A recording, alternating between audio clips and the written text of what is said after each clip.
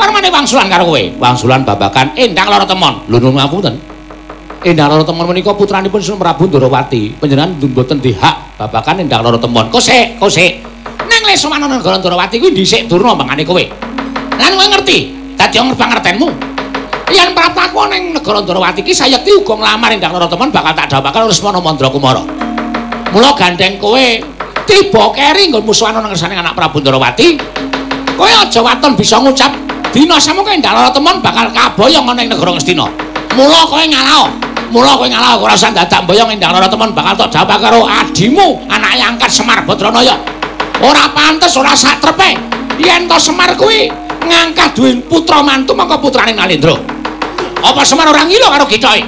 Apa Semar ora ngilo karo kanane? Mung gedibal, mung Panakawan, mung kere, mung wong melarat kok pengen duwe anak mantu, anak ratu iki. Cecak nguntal cagak cebol gaya bulan ngutong mitung-mitung.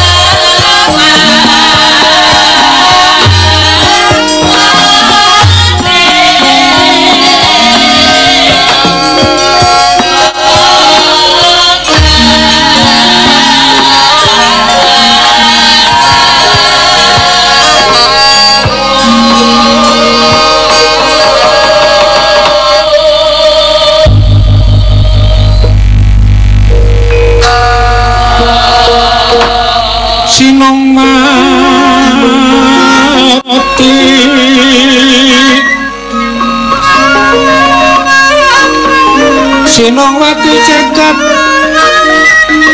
kinari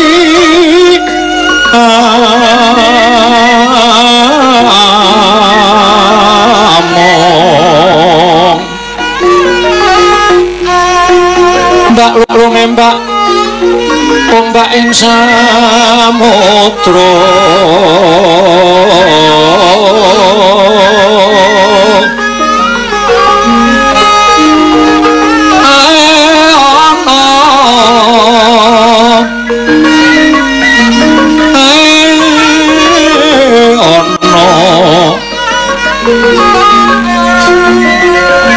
kali lumut ambra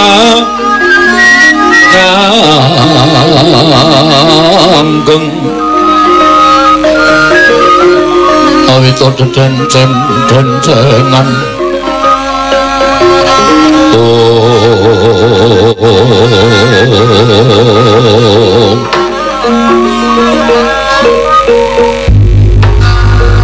Niwang Sukmana mati luwih kang sasmintaning sun jagat wasi saling upana Koko Prabu katuran pinarak lenggah ingkang sekeca rawuh jengandika wonten negari Ndrawati Koko Prabu Baladewa jagat dewa bathara jagat pangestu Nggara Yai Ndrawati ya kaya sura kurang prayoga wratanipun Kakang ana ing praja Dwaraka pun Kakang ngaturake pudyas pangastawanipun Kakang katura marang Yai Prabu Ndrawati Koko Prabu kula pundi jimat Dayanana ing kasantosan Bapa Panembahan Durna katuran karaharjan rawuh jengandika Bapa ing Sukalima kandhak blekuduk swalu gembel sumarante awela lha nuwun inggih Ger tansah pinangan ing kawidatan ring sami kala sawanipun ing Bapa ing Sukalima mangya widodane skala sowan kula tebih saking Rubita namung kepareng ing Bapa ngaturaken pudya pangastawanipun ing Bapa kunjuk mesaka paduka anak Prabu Ndrawati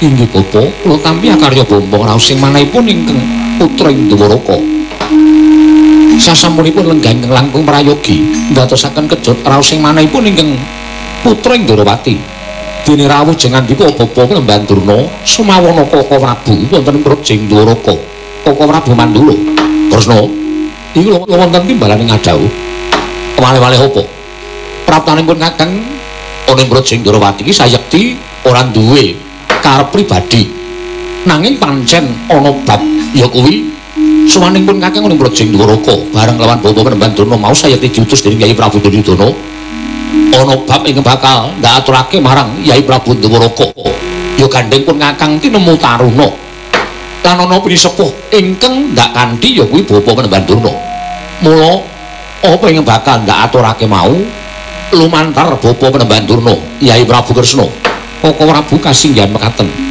ing mekaten Bapa Panembahan tumunten lan priparing dawuh menawa dados wigatosipun dene paduka Bapa Panembahan Durna rawuh wonten negaring Ndrawati oh inggih matur sembah nuwun Ger ingin sepisan tuwi dhateng kawijenganipun anak Mas utawi anak Prabu Ndrawati dene tungkap angka kalih leres gendinganipun anak Prabu Baladewa bilih sawanipun ingkang Bapa ing Sukalima menika sayekti dipun utus dening anak Prabu Duryudana supados nanjakaken dhateng pawarta ingkang sampun sumebar warata saindenging jagat menapa inggih para nyata bilih paduka menika kagungan putra angkat inggih menika wujudipun pawestri ingkang sakmangke sampun dungkap dewasa ngibaratipun kembang hambabar gondo arum satemah kathah sakathahing kombang nedya necep dhateng maduning sekar menika kala wau inggih Bapa Panembahan Durna lakar kalorsan mekaten nembe kemawon kula menika pikantuk kanugrahan putra angkat ingkang sakmangke sampun mapan utawi sampun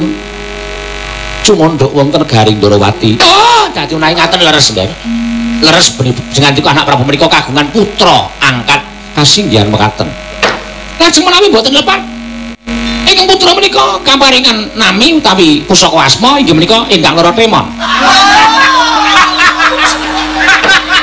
nyuwun pangapunten ingkang leres menika Endang Laratemon Laratemon kok Laratemon Laratemon menika ugi leres nggih kasinggihan mekaten Bapa Panembahan Durna lah menawi ngaten cocok kaliyan menapa dados dawuhipun anak Prabu Duryudana bilih catosipun sawanipun ingkang Bapa ing Sukalima wonten negaring Ndrawati menika nuruti penangisipun putu kula inggih menika Semana Mandra Kumara anggenipun sampun pinten-pinten Candra menika gandrung-gandrung kan setunggiling wanita.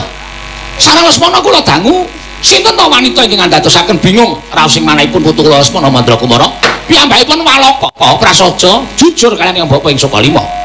Bila piyambakipun gandrung kaliyan Putri Ndarawati nggih menika pun endang lara tetemon. Lara temon lho gumen. Nggih lara temon, lara temon. Kula lajeng kula nyocokaken wonten Negari Ndarawati. Lah, gandeng samudayanipun menika sampun cocok. Tumunten samangke wale-wale menapa nggih? Sowan kula menika nedhi ngebun-bun ing jangan Jawa sonten. Ing wigatos sowan kula menika namung badhe ngemis.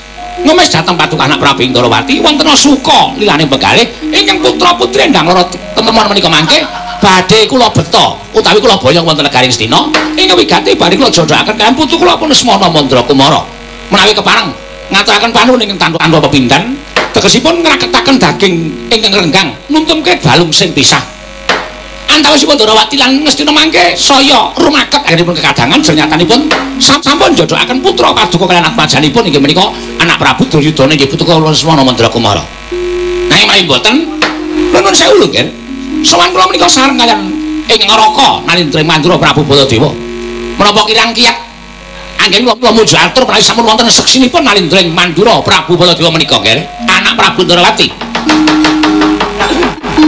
sigra-sigra yen permana kanca sigra ngrakit nawang sesangka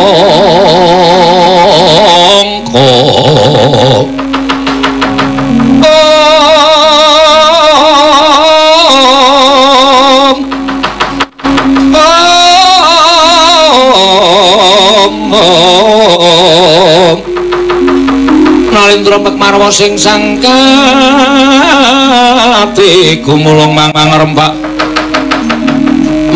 ing wadya Kurdakura reka giri-giri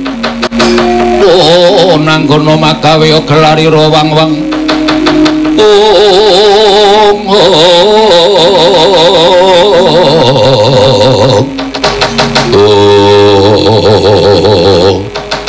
sidhemataning Kasuwarna Negari Ndarawati nalika semanten samyami dawataken pangandikanipun Begawan Durna utusan saking negari Astina dinampi nata ing Ndarawati Sang Prabu Sri Bathara Kresna dadi kendel plegeg datan mobah datan musik nganti kaya pratima kencana melenggahi kanyup nangka wadu kanyup jarane ganti wadu jarane wangat sokna durung abange durung manding dasaring pertolo kasaru gegeren jaba pihak ngarsa tengeping urya sebar bonamu apa to kang dadi tarunane ora numanten ora kaya Gajah Mudha saka Wandilan kejawi namung sowanipun utusan sing karang kadempel Kirurah Nala Garing Kirurah Petruk Sumawala Lurah Bagong Idu Merojok tanpa harapan karya kaget kang samya mulat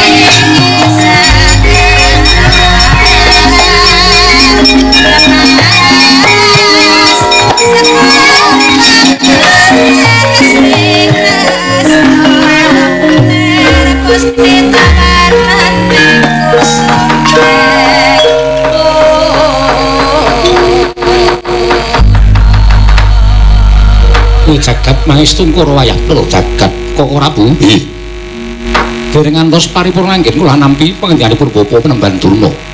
Menika mboten pangling.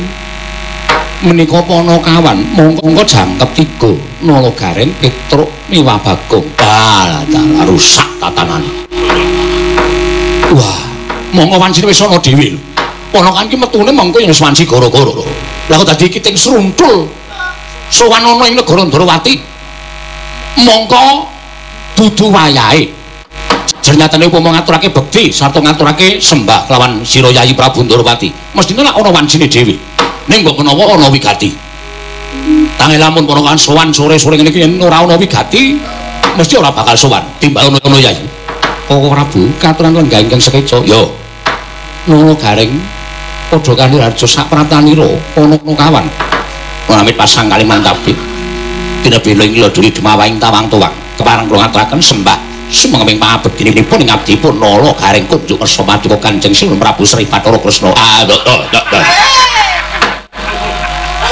Jangkep temen. Tata wicaramu nggunakake unggah-ungguh mekaten.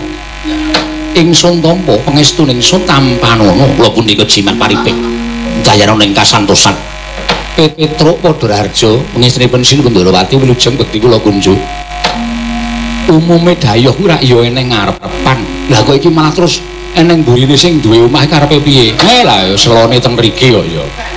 Ngajeng mboten sela, teng mriki selane ya sapa anane. Iya Panakawan mriki. Bagong Padharjo sak pratamu. Ngene nggih, pangestunipun Sinuwun Prabu Ndrawati wilujeng niring sambikala. Tansah pinanting suka basuki sowan kula bekti kula kunjuk. Iya Bagong tak tampa pangestuku tampanana. Kula pundi nggo jimat Pak Paripih. Dayanana ing kasantosan. Ana wigati apa Petruk sowan mongko tanpa tinimbalan. Gandeng sing nyenguk teng ajeng niku nggih Gareng. Kajenge Gareng sing matur pesanipun Sunan Prabu Ndrawati. Wis rae sing tuwa dhewe dadi talange ngatur lidah sinambung pengendikane Bapak.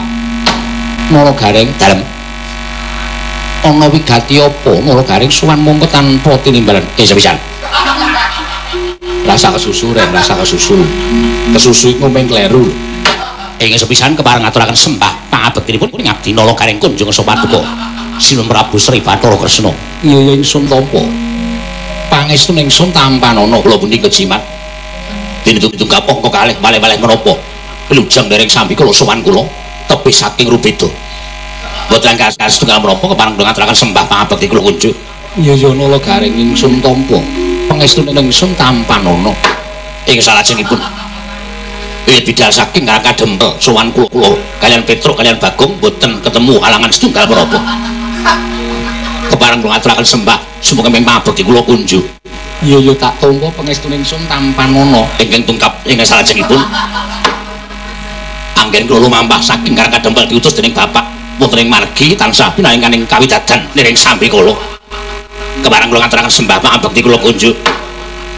Petruk, nun, kowe wae Petruk ingkang matur. Nalagareng kok minubeng wae, ora ndang tekan-tekan nggone. Dek nek menyang nomor 1 neh. Kula saka omah wis dandan dithing. Bareng kon matur ra iso. Ndekno kaya ngono pengarep.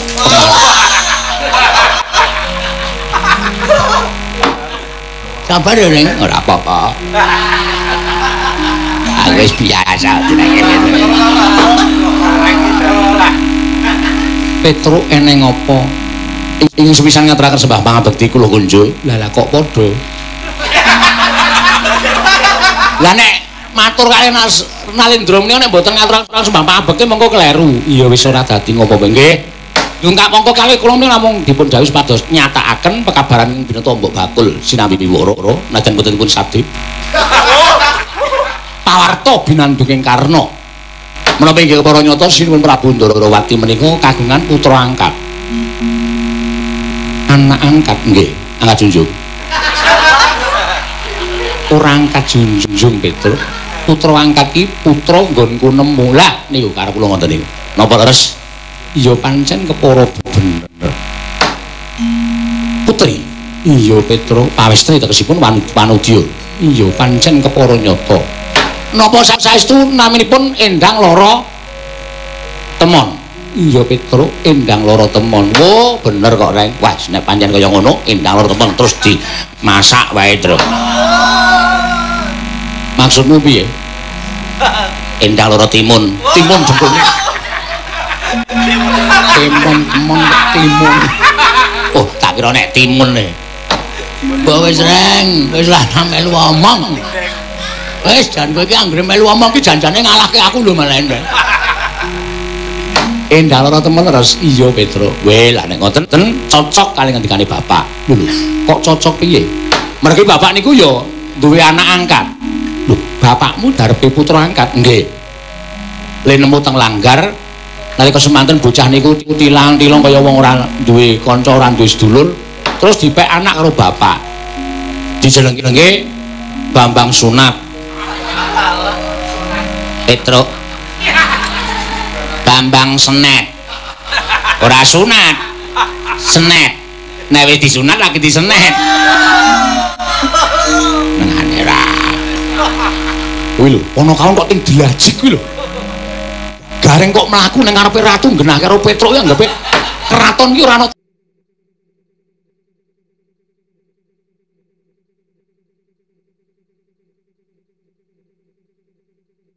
Ane wae piye? Lereske kok ya. Nggih Bambang Senet. Lah, dumadakan Bambang Senet niku wancine wis dewasa. Terus Bambang Senet niku matur karo bapak, "Pak, kula pengen rabi." Lho, yen ngono bapakmu bakal duwe gawe mantu, nggih. Lah terus mau nalika bapak niku nari karo Bambang Senet, lah sapa le wong wedok sing kok tresnani? Kula niku ngimpi diladeni putri naminipun Endang Lara Temon ngakune saking negari Ndorowati. Terus bapak nyeluk kula kali kali bapak. Kong genahno Sinu Ndorowati apa kagungan putra angkat ingkang pewangi Dewi utawa Endang Lara Temon. Nek pancen bener boyongen ning Karang Kadempel arep tak pek mantu. Arep tak jodoke karo Bambang Senet. Ngoten niku sing dadi dawuh bapak gandeng Sinu Prabu Sri Bathara Kresna sampun paring dawuh nek kagungan putra angkat naminipun Endang Lara Temon kula dinten menika kula ngebun jangan jejawah sonten sowan kula namung badhe ngemis putra putri panjenengan badhe kula boyong wonten ing Karang Kadempel kula jodohaken kalian Bambang Senet. Cekap semanten atur kula menawi wonten pepanggil ruba kula aturi paring dawuh rubanipun menapa pepanggilipun menapa nanging menawi boten dipun paringaken sababipun menapa kula nyuwun keterangan ingkang gumathok lan ingkang cetha sinuwun.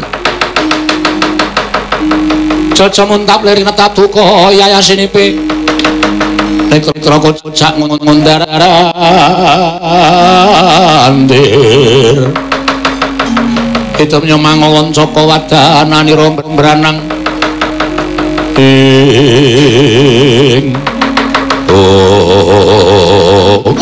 kondok blakuduk selalu kimbal semarante habela Petro aja kaget aku ngemampake karo kowe ya Petro aku sing metok-tokke karo kowe lho nyuwun mampunten nembantuno kowe gatos-gatosipun menapa kok panjenengan kok terus lenggah tengah jeng-jeng Sinu Prabu Ndorowati aku arep wangsulan karo kowe wangsulan babakan Endang Lara Temon lho nyuwun mampunten Endang Lara Temon menika putranipun Sinu Prabu Ndorowati panjenengan mboten dihak babakan Endang Lara Temon kosek nang wis sowan negara Ndorowati kuwi dhisik durna mangane kowe lan kowe ngerti dadi wong pangertenmu yen papaku ning negara Ndorowati iki sayekti uga nglamar Endang Lara Temon bakal tak dawuhake Lesmana Mandra Kumara mula gandeng kowe tiba keri nggo musuhan nang ngersane anak Prabu Ndorowati kowe aja waton bisa ngucap dina semoga Endang Lara Temon bakal kaboyong ning negara Ngastina mula kowe ngalah ora usah dadak boyong Endang Lara Temon bakal tak jawab karo adimu anake angkat Semar Badranaya ora pantes ora satrepe yen to Semar kuwi ngangkat duwe putra mantu mangko putrane Nalendra apa Semar ora ngilo karo kicoke apa Semar ora ngilo karo kanane mung gedibal mung Panakawan mung kere mung wong melarat kok pengen duwe anak mantu anak ratu kuwi cecak muntal cagak cebol kaya bulan mutung metu kita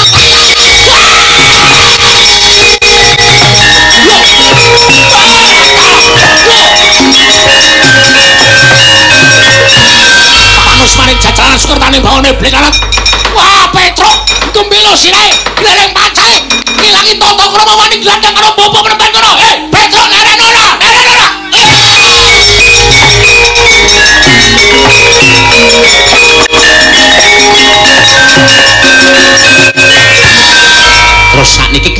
entuk mungsuh. Sirmu piye? Ngejak piye karo aku?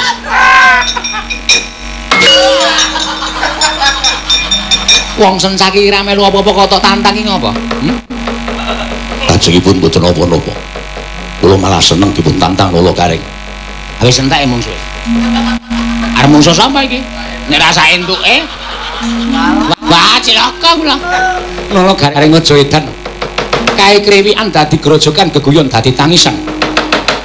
Koko Prabu Baladewa malah sajahe diwaneni karo Bagong. Bapak Penemban Durna salah kedaden karo Petruk kae piye? Wah, jan wis. Nika pripun Ndara? Wis tak pisahe lho kae.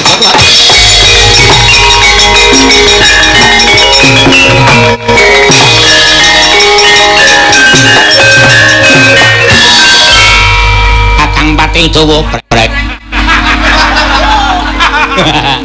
Arek ayar dadi Sinuwun Ndarawati. Dawuh Pati mah dipreke. Ndara secake ampun meneng mawon. Awi gek nikah dirampungi kok malah. Awi. Yo nolo Garing ampun kados larehan kok Pati Ndarawati utawa ndak gegeran ora karu-karuan kan mangke.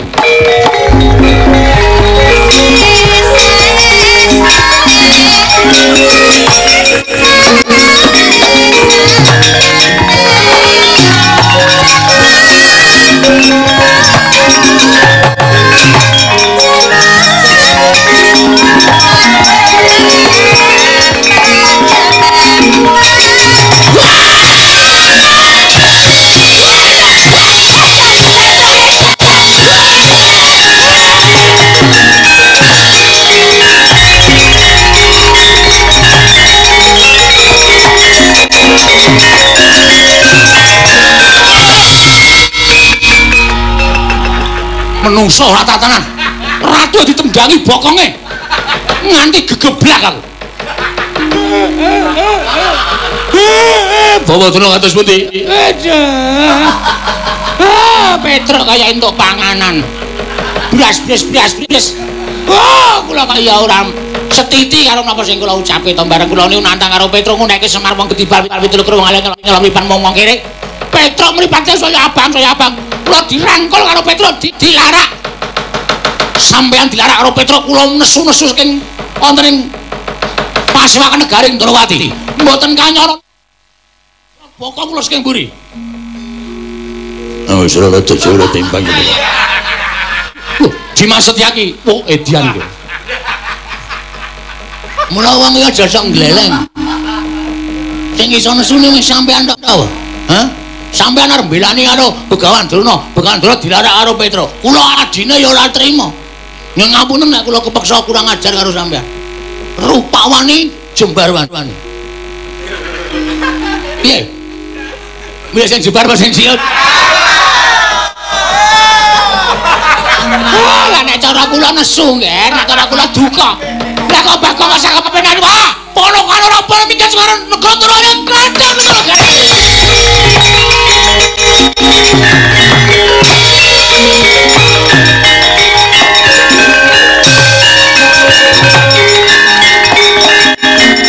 Udus.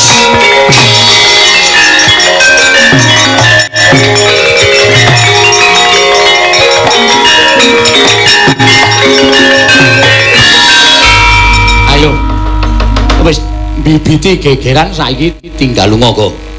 Tinggal lunga piye maksudmu? Tinggal bali ning Karakadem Dembel. Terus nek bali engko nek senet ra sida dawuh karo si temon. Senet nesu piye? Monggo aku sayang karo senet. Lah ning nganti iki engko Sinuwun Mandura nesu tenan duka tenan nggawa nenggala. Ngamuk kowe karo aku diamuk ngawon nenggala piye? Minggir to. Lho, bar maju kok. Wis kebacut kaya ngene ibarate nyemplung kali. Maju ya terus, mundur ya terus. Luwih becik, ndodok. Jempolmu mocot. Heeh.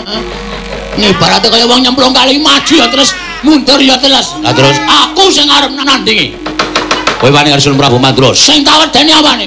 Tak tekadi tak tohi pati. Pokoke adikku kelakon rapi lan ora nek tohi pati. Wis ngono. Maju. Aku tak ndelik. Aku nek karo nenggala wedi tenan.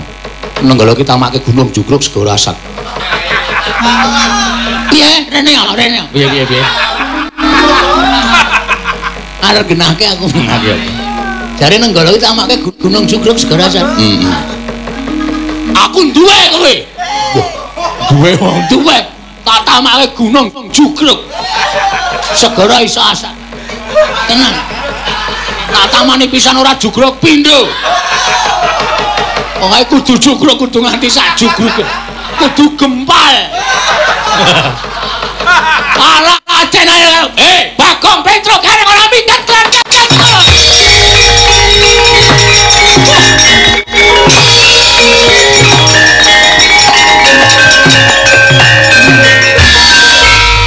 Ngopo? Mencicil matane ngopo? Mata-mataku dhewe kok. Ana wong mendelik matane kok doleke mencicil matane. Arep gampang iki bagonge matane semene iki. Ora sampe mencicil matane wis gedhe. Lho, wani karo Baladewa. Ngopo kowe nesu-nesu? Kowe gelem bali apa ora? Gelem bali apa ora? Sok ora kademel. Nek aku bali, penak awakmu. Aku wis penak awake. Ayo, Mas. Kowe gelem bali apa ora? Ora, pokoke bali karo Endang Loro Temon wae. Yen ngono wani karo Baladewa. Yen ngono wani karo Baladewa. Kowe wani karo Noto Mandura. Kowe wani karo Noto Mandura iblis diapurmu ora ngira karo gitomu. Sik. Ora sok kaya ngono kuwi. Nek nyuwara ki sing penak. Hah? Aku rumangsane aku ki wong kere. Aku rumangsane aku wong ora duwe. Nek wong ora duwe wong kere kaya aku ora sok digitok-gitokke.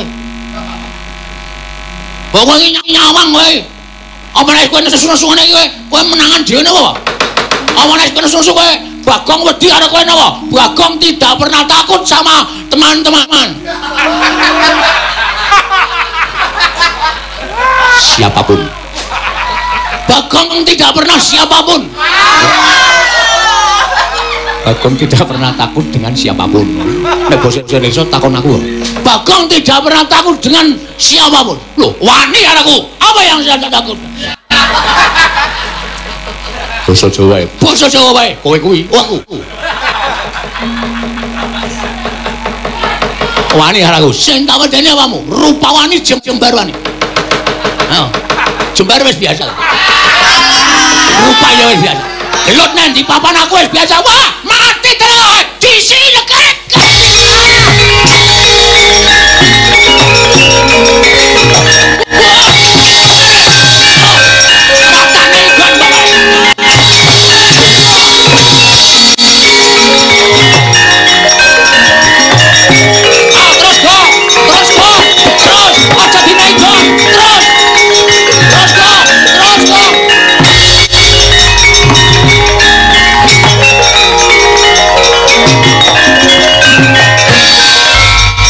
Masalahnya apa iki?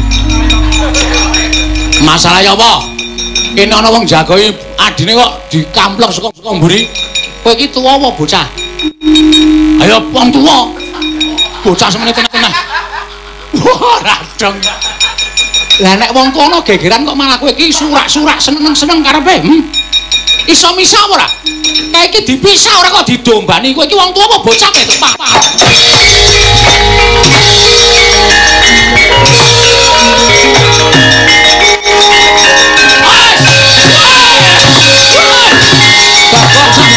Bagong sabar.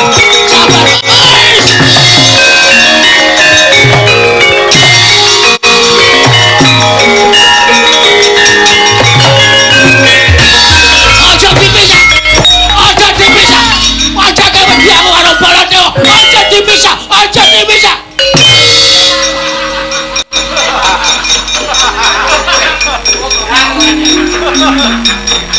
Mbok mudar mbok men.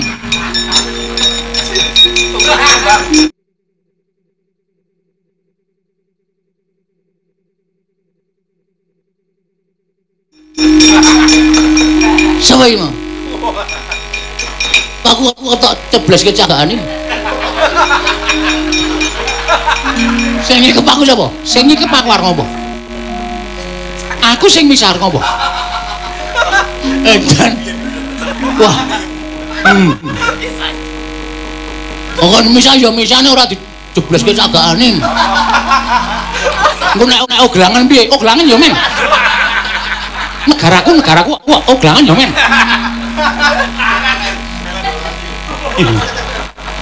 Mungsu kok pono kawan, demen ora kajen sampeyan iku. Lugu karepe dhewe kok mburi kene. Menika kok Prabu nesu tak cegate. Lugu mburi kene. Terus kowe ngapa nang kono? Kene mburi kene. Yo.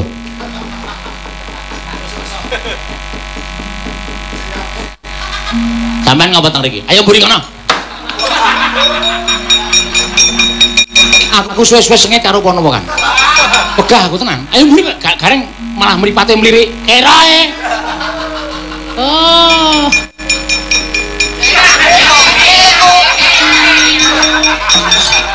Iya aleman iku. Pincange kok pamer.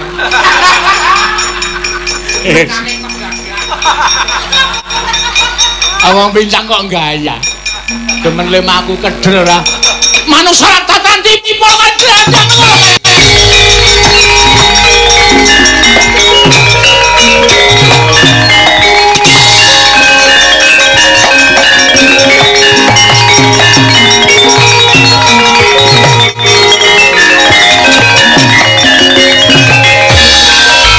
Yai, aja mbok pisah.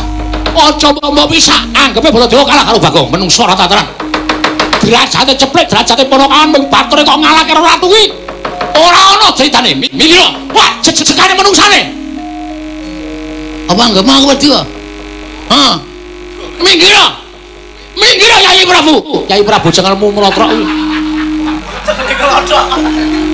Kowe tak weruh cengel melotrok. Sinuwun Darawati iki nek misuh nek nesu kata-katane apik lho, Tru. Wis ora usah cerewet. Meneng ora? Meneng ora we. Meneng ora usah. Koko Prabu? Nggih. Kula suwun kanthi sanget-sanget Koko Prabu latri sabar. Sabar piye? Sabar dodol ayam goreng. Petruk Bagong kuwi ganan lunga. Ya kok lunga. Gah. Kaya kata-katamu ora jelas ya gong lunga. Mong. Kene kok. Panggere sing nyaut-nyaut omongan aku ditenono. Sampluk iki ponengen. Dadak rating. Ya ora ngono. Sampluk kok dadak rating ora. Kok Prabu latri sabar. Awit wonten atur saking anak kula Endang Loro Temon. Lho. Ana atur apa saka anakmu Endang Loro Temon? Sinten kemawon badhe dipun ladosi watun saged ngaturaken inggih menika wujudipun temanten kakung kedah nitih gajah ingkang bisa tata jalma ngajengipun kedah dipun beksani Wanara Seta. Manten lanang nitih gajah ngarepe dijogeti kethek. Inggih. Monggo gajahe kudu iso tata jalma. Inggih, mekaten Prabu.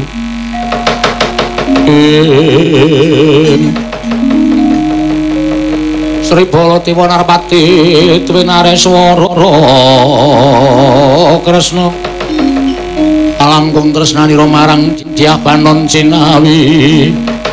Oh, wah ata yo yen manjang kaya mongkon.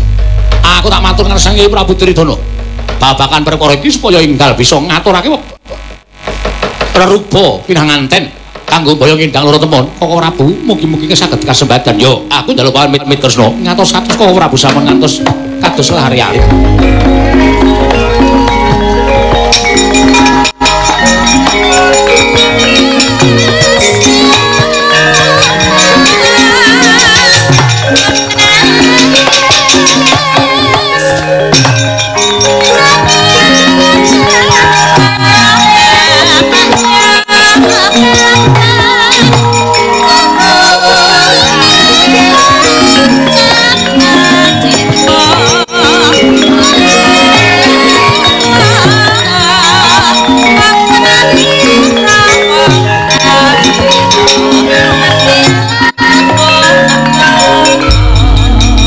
Sinuwun menapa kula inggih kedah pados napa jenenge gajah ingkang saged tata jalma.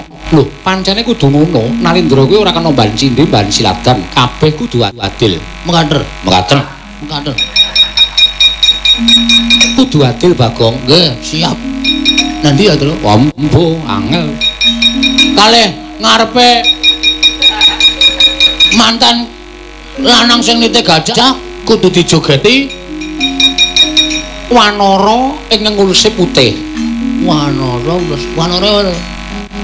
Gareng kuwi sing sok ngerti basa Kawi. Wanara ya apa, Rek? Wanara ya apa? Bakso.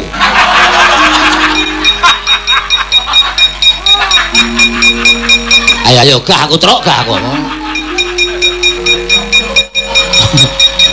Wanara kok bakso ora. Nyayam. Tahu guling. Tahu guling. Kowe mung panganan terus kok. Aku rung madang, Bro. Ya mulane iku ya sing tok eling-eling bangsa olah-olahan. Wanara ya apa, Go? Wanara iki munyuk. Oh. Wanara kusika seta.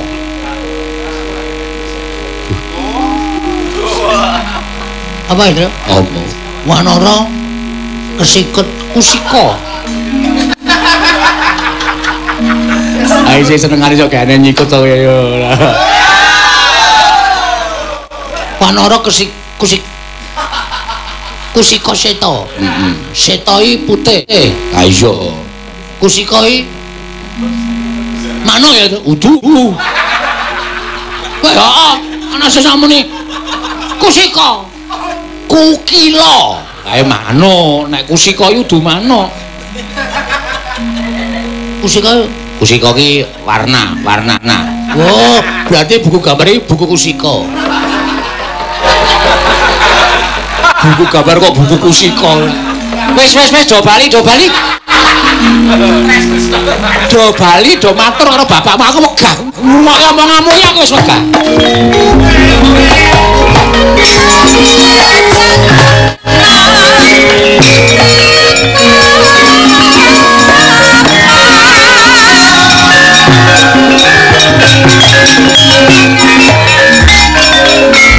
Iki iso perlu dibahas iku kusika kok iki lho. Iki artine apa? Ngono adhe matur karo bapak ya ora ngerti artine lah goleki nendi. Ha iya. Kusika iki bener karo si Gareng mau warna utawa ules. Heeh. Ditambane engko ndak malah kena apa-apa nek wetenge ules. Kae mules. Wah, wis ora. Kusika iki warna utawa kethek warna putih. Oh, menyerah. Ha iya. Wis ora. Kethek warnane ulese putih ngono wae kok gek matur karo bapak. Ya. Mandeng ora-ora mbok ora Rek. Mandeng no. Kucek-kucek ora. Mandeng ora-ora mbok ya kok. Ya. Mangkat suluki mo langsung iringan nganggo suluk ndandake wektu iki ora suwengi ya.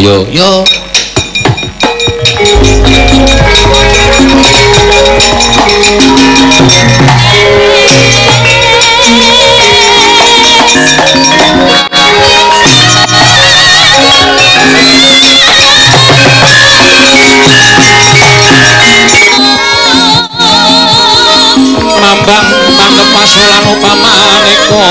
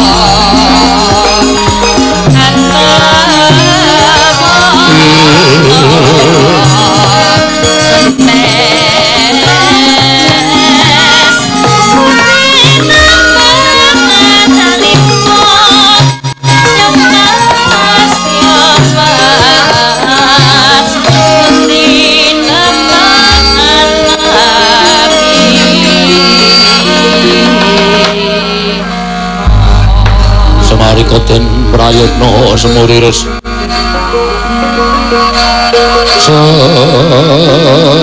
semuriris iko balik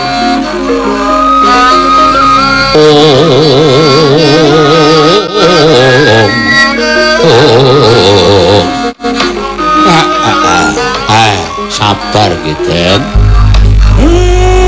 sarawuh sampeyan kula aturi nyekecakaken anggenipun lenggah yo Kakang Semar yo Dipol lho Garing Petro Bagong piye kabari arep matur sesanipun Bapak Dewan lepat aturipun ing Putra Petro nyuwun pangapunten pun kelampahan kula sowan Sinuwun Darawati Sinuwun Kresna Panci kagungan putra angkat enggal nami Endang Loro Temon nalika semanten kula suwun badhe kula boyong wonten ing Karang Kadempel nyarengi Begawan Durna dipun badhe dhawuhaken Ndara Lesmana dadi geger dadi rame nggih ning disampe utawa dipisah dening Sinuwun Prabu Darawati lan paring dawuh sinten mawon saged mengku garwa dhateng putra angkatipun Sinuwun Kresna inggih menika Endang Loro Temon wonten saged ngaturaken rupa pepanggil wujudipun siji temanten lanang kudu nitih gajah ing bisa tata jalma sangajengipun kedah dipun beksani wanara ingkang Pusika Seta lesipun putih kedah beksa sangajenging temanten kakung Pak mareka den prayitna samurire seka balik titiyani gandayani tresanya purnama sasi gilar-gilaran ing latar milang lintang Bima Sakti dadian jentung Kilora Semar Badranaya datan kantun nggih Bambang Senet midhanget aturipun ingkang putra nggih Kilora Petro tanggaping dhatiri Sang Arjuna Siga merpeki unggahaning Kilora Nayantaka Mula Sang Arjuna semaya ingkang manungsan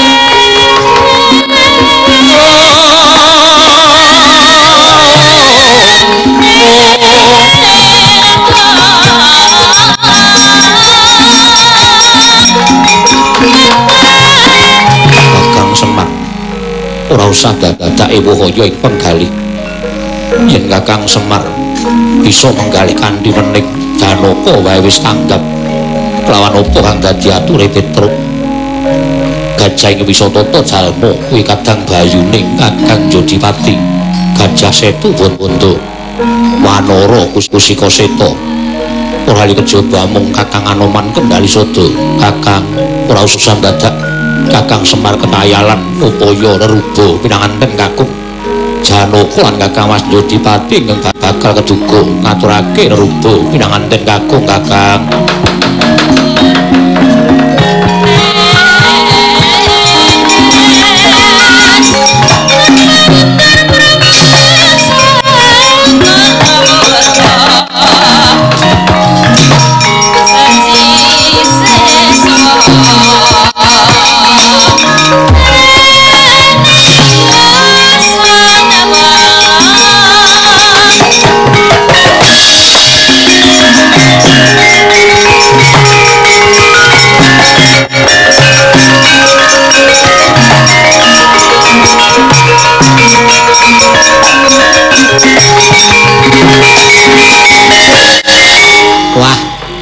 bejane Senet Pak ndara-ndara tanggaping gati goleke rupa pepanggil Bambang Senet ndaramu wae tutna aja nganti kijenan dole Titiyani gandayani tresanya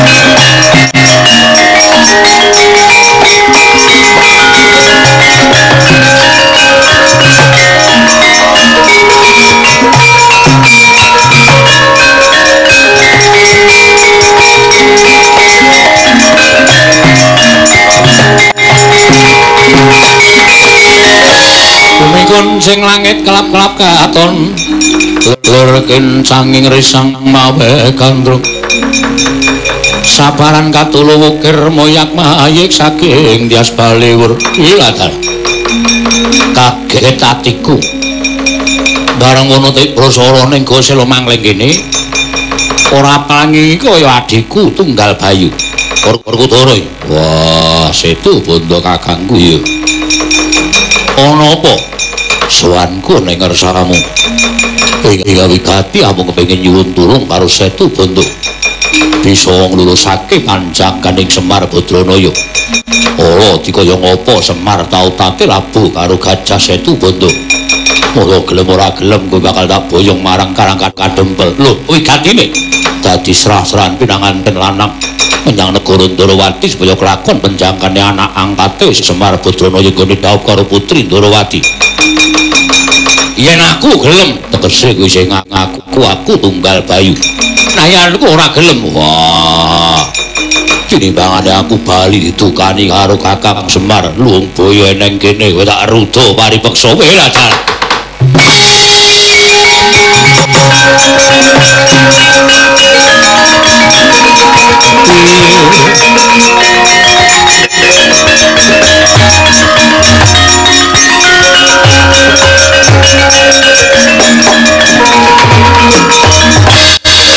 Renos mubang mangarono katine traning angka rapo sabtaning gokila ringkane kara saketer kene donganing kong lir wuwu sing pene panca.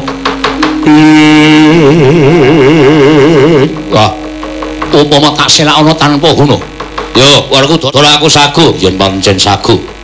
Ayo tak derekke sowan menyang Karang Kadempel. Ayo Werkudara Jakaya bocah cilik.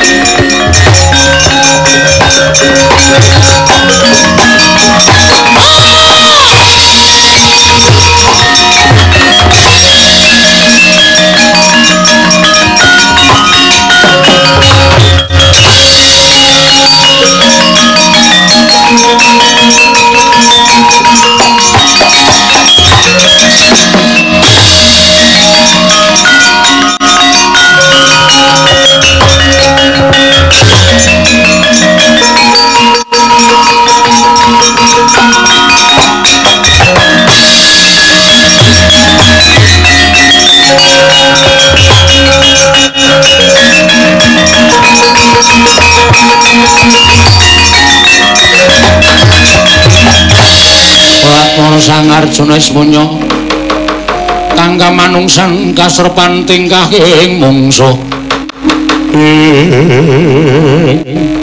Raden bekti kula iya Kakang Anoman ndak tampa tiba sepadha-padha semengko tindakipun wigatosipun diutus dening Kakang Semar kawruhanamu Kakang Anoman yen to Kakang Nayantaka dina samengko kagungan putra angkat ya kuwi Bambang Senet ingkang bakal dhaup karo putri Ndarawati putra angkating Koko Prabu Ndawaraka ingkang wangi indang loro temen nanging kabeh mau ora bakal bisa kelakon lamun tanpa pambiyantun ing Kakang Anoman. Lho sebabipun menapa sabab temanten putri nyuwun sak ngareping temanten kakung kudu dipeksani Wanara Kusika Seta. Kowe lha kal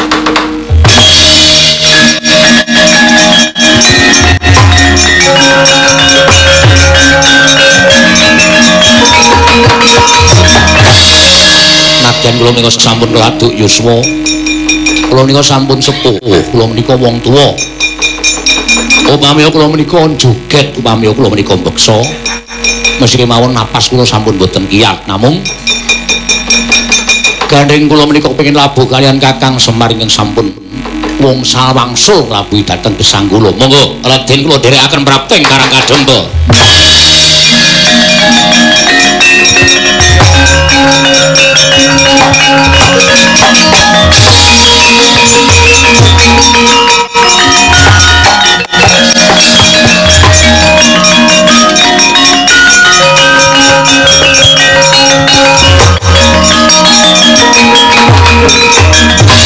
Arsa madangi jagat mung-mung saben pucak ing wukir marep babang sumirat keneng soroting surya mega lan gunung pucap kacarita ganjangi carita Grisung kamunggel kawi Raden Werkudara wis prapteng karang kadempel Raden Arjuna wis prapta karang kadempel wis samapta pepanggil rupa pinanganten kakung saking karang kadempel Sigra Bambang Sret Anite Gajah Kyai Setu Bondo sangajenging Gajah Jinogetan dening Wanara Kusika Seton nggih sang Anoman sawingkingipun Bambang Sret Lurah Semar sak putra Nuragaring Petruk Bagong Datan Kantun pangombyong nenggih satra ing Madukara tuwin satra ing Jodipati Raden Werkudara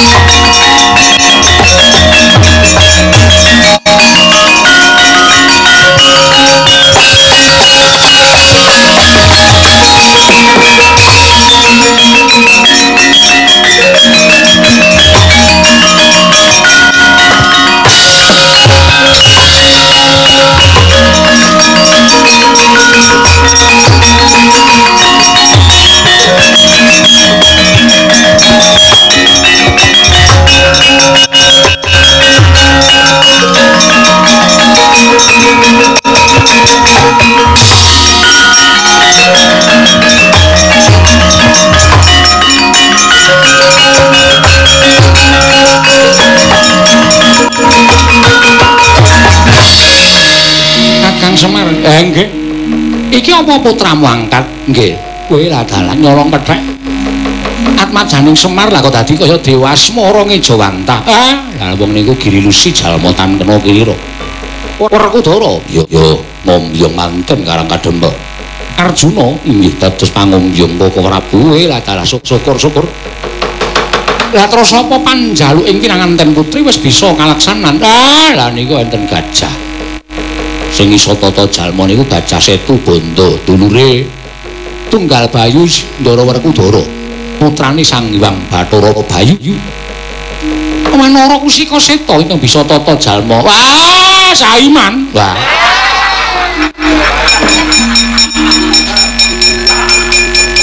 udus kowe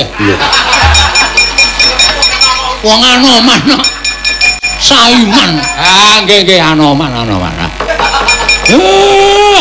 Wanara Kusika Seta yang artinya kera berwarna putih. Wah.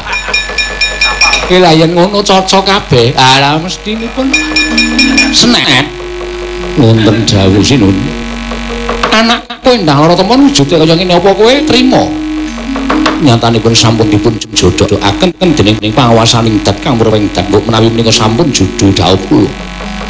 Kados menapa kawontenanipun Endang Lara Temon kula nampi kanthi ikhlas lahir lan batin. Temon wonten dawuh Bambang Senet wujudane kaya ngene anake Semar. Ya mung wong ceplik ya mung drajating Panakawan. Resna menika mboten krana derajat lan pangkat tuwin mboten krana bandha donya. Mbok menawi anggen kula dawuh kaliyan ketimbangan kula inggih menika pun Bambang Senet sak mangke saged dumugi ngantos telasing tulis kula lan tulisipun Raden Bambang Senet. Lah yen pancen kaya mengkono Kakang Semar diseksekake marang para nalendra ing padha rawuh. Menika langkung mrayogi.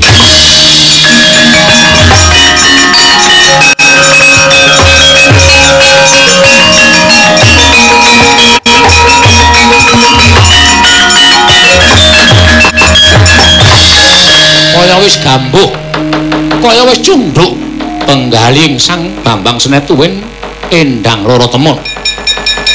Nalika seman manten kaya wis manunggal tetunggalan dipun tunggalaken dening panguwasaning dat kang Werwengdat. Sigra astanipun Bambang Senet anyandak astanipun Endang Lara Temon. Para tanjering mangke gumaregel Bambang Senet wae Endang Lara Temon brol riwe hamur Marawaryan. Dical kalwujuding putra putri kekalih tanah sanes kejawi amung Raden Abimanyu tuwin Dewi Siti Sendari.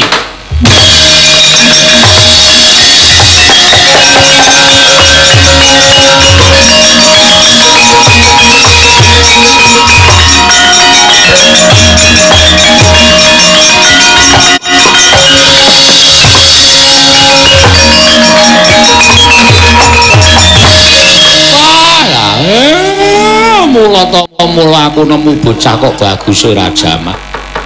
Kowe lho. Kok dadi ndara Angga 8. Angga Wijaya. Anu Angga Wijaya karo ndara salah Siti. Heeh. Ya Siwa Semar nyuwun pangapura. Iya Kanjeng Rama kula nyuwun pangapunten. Lah dalah. Lah kok dadi wis padha adu arep Abimanyu karo Siti Sendari. Petruk kuwi aja nganti tekan kene iki.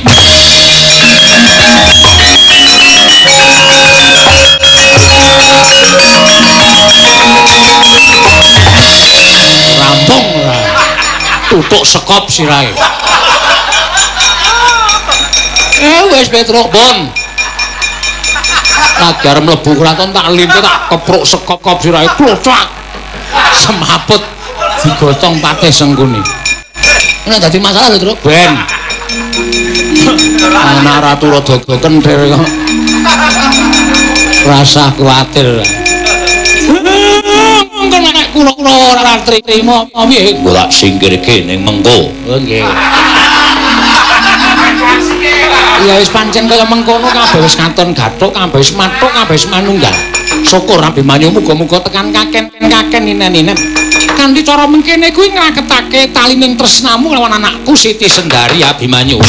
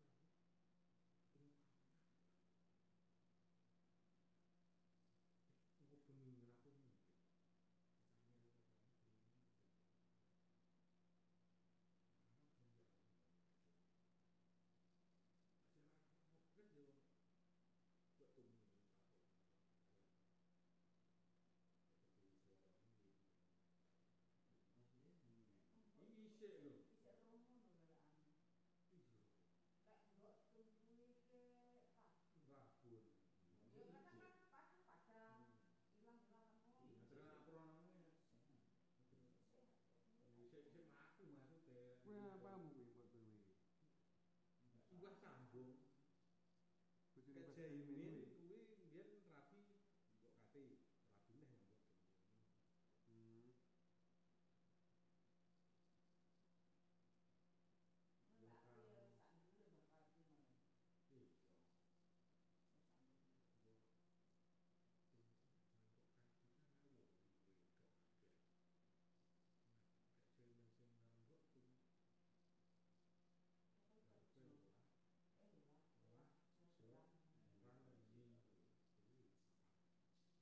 Nek cilik anu kuwi, dulur piye nek cilik. Nek cilik mantune mbok tum mantune.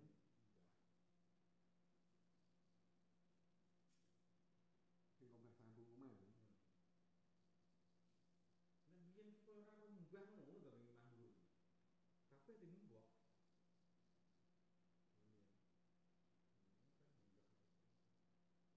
Ya Pak sing ini Pak, enggak, ya Pak.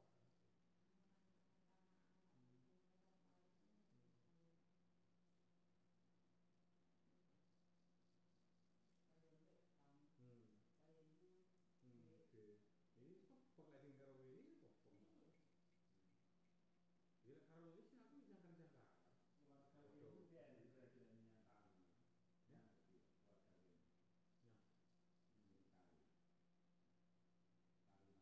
Tahu nanti. Udah. Ini kayak aku mau story ini si coba kalau saya dulu itu betul kok gagal hadir dulu tonggone ning meninggal ngono. Aku nek takok, aku munggah mah munggah mah. Aku dikit delok grup. Open grup aku. Biasanya kan grup mesti ana grup dikit apa grup anu. Apa sing mati? Aku munggah lihat munggah mah. Bisa ning anu, bisa ning rumah sakit bisa bener. Coba. Lu. Ini tuh. Aku mungkin banyak dari macam itu. Ini lah, saya coba. Ini lampu Ya berarti benar. Dimana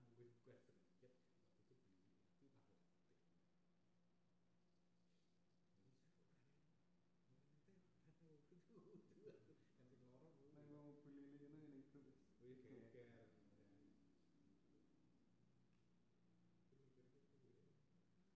Ya kita tinggi mah ari. Ya terus loro juga. Apa duit keni itu ngarepan iki?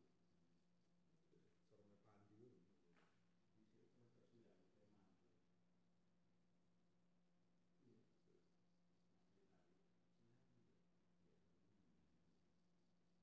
Iya. Nek sing kuwi mak kok sepeda syukur iki ya aku tarik.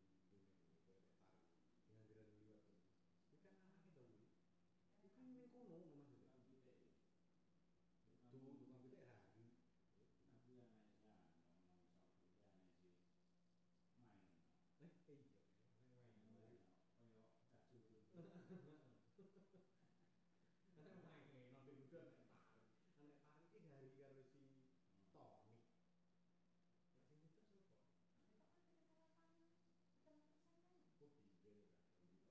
sapa? Oh iya ya. Iya iki mati dari ya kayak. Terus lucu nih. Jadi sepeda kuliah lho ya. Iki piye sing nyopir mati? Sing nyopir sepeda mati. Ini ditabrak nih gue. Mati berdua saja ngono. Kan mati bareng kok. Ya iya. Degret.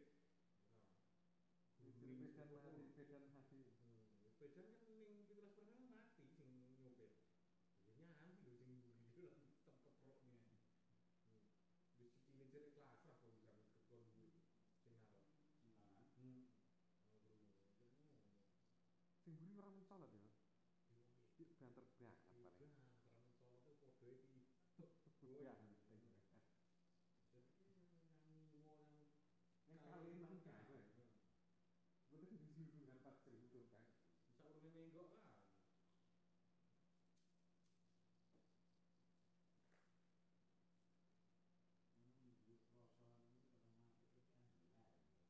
Ya mungkin yang ini biasanya aku kan sepeda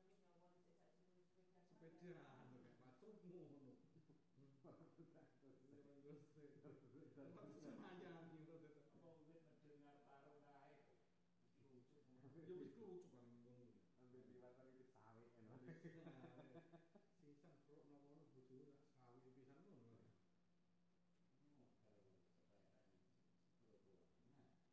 Ini orang itu tuh kali itu.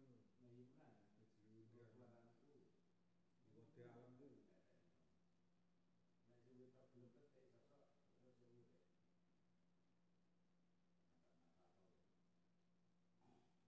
Di ini kan dia yang sini tidak kan. Kalau tadi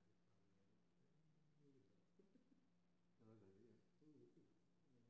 Mobil. Enggak, gua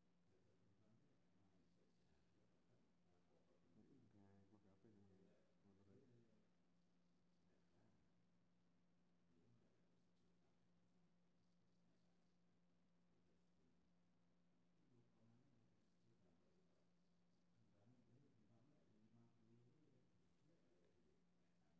nih.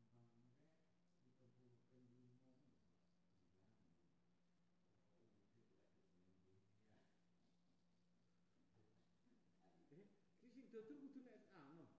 Ki sing dodol kudu nek anu. Dodol gede paling. Nek sing omah paling nek sana lah. Yang mana? Ya kuwi nyata toh. Kerja. Paris. Ya iki dino ngene lah. Ya aku lek galek iki lho. Dalan arah yang tugu lek kok Mbagong arah yang tugu. Ning pinggir kuburan kan kabeh wong dodol kembang ngono. Kuwi lho laris bah. Gimana nek ngeling-ngeling kan orang boto omah to. Ning kuburan kowe. Kuburan kan kuburan kan kabel kembang. Padha karo ning Minggir kono anu kan. Bengkel Nissan iki lho. Minggir kene minggir kono nek iki. kuburan kan Kiwas dalan iki lho. Minggir kene. Minggir kene ini bengkel. Minggir kene. Bengkel. Iya nek dalan. Oh, kan bapak ayo Itu lah.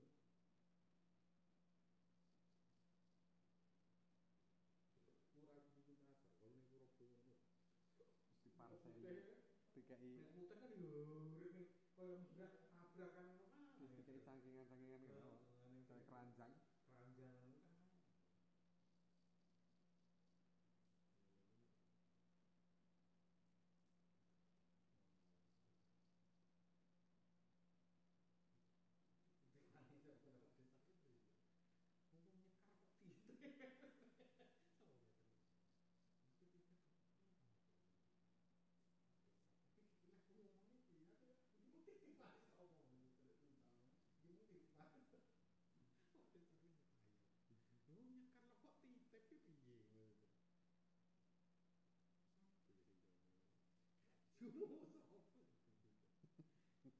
Tahu. Pak Kasim kamu lihat?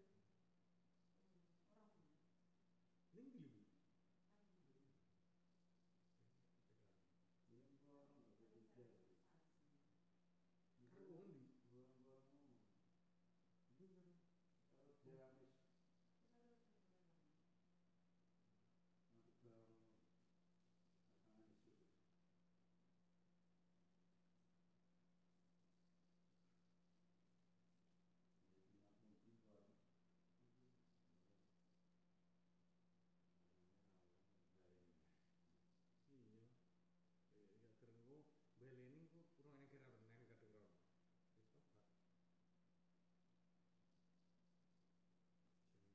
Sing tak iki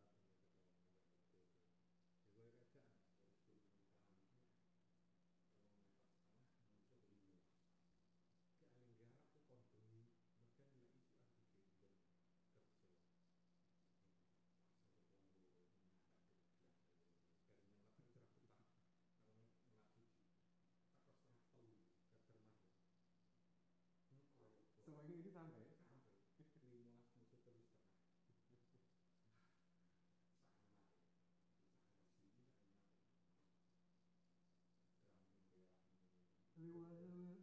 Ya Allah. Bandingan. Bandingan ini sak rumah iki ya.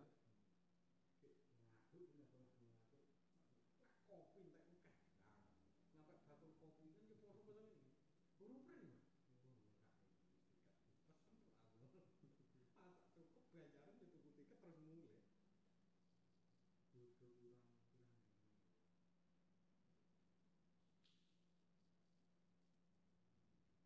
Hargai teras satu.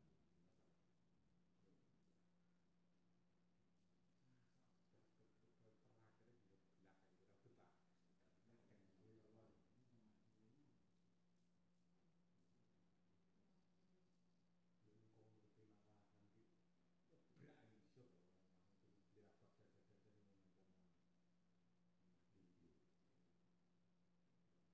Bisa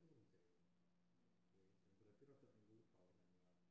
Ini pilih hari ini. Iya. Banjarmasin loh kan. Sama. Musiknya deh. Iya, bawah. Nah, dunia tahu. Dia sudah melihat sidik ini. Kira-kira. Itu nyampe di Romo kan.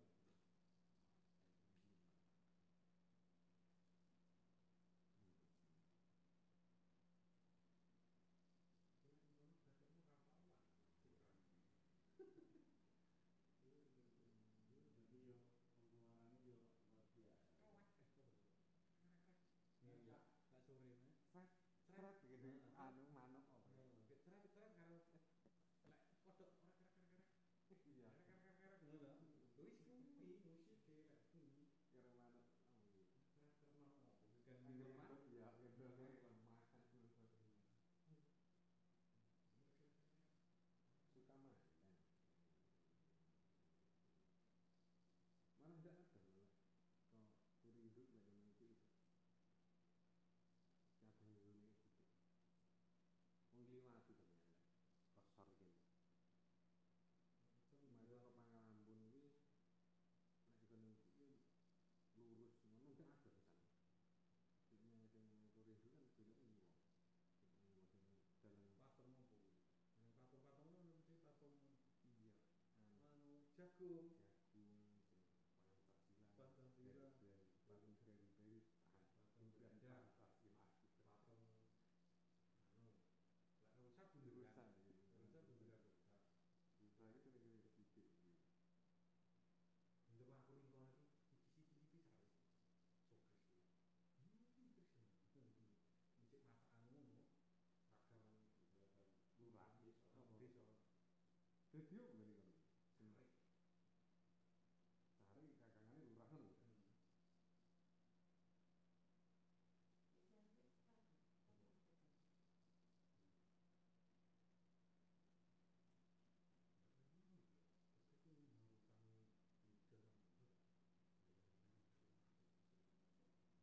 Utang itu ini kemana ini tinggal utang.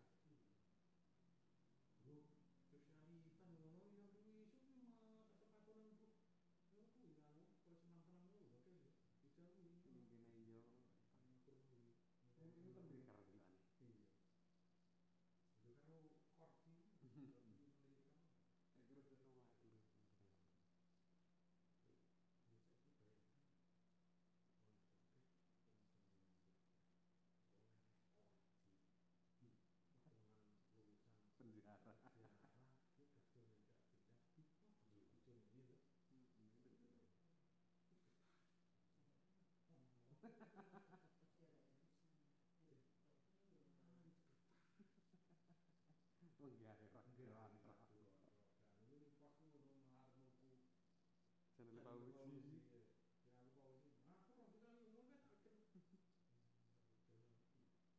Harus terus saya Kalau enggak itu enggak. yang ketanya apa?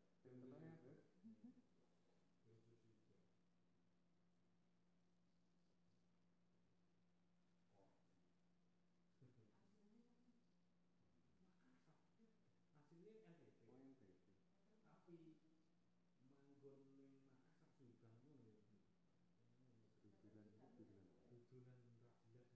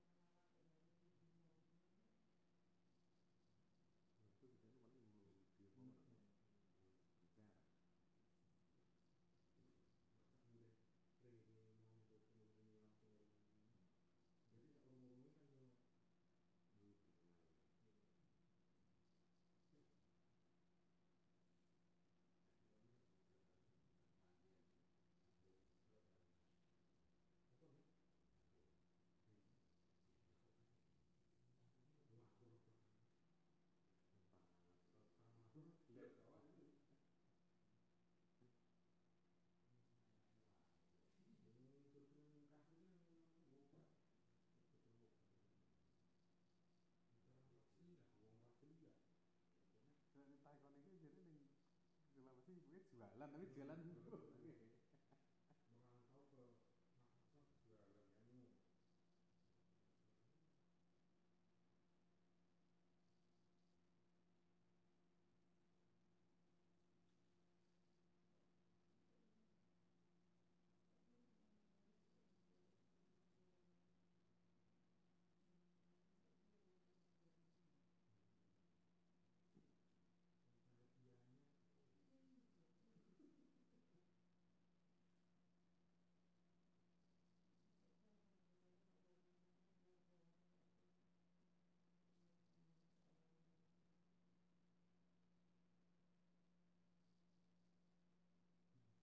ini kayaknya ini tidak terkoi jadi misalnya setahun dari waktu itu nih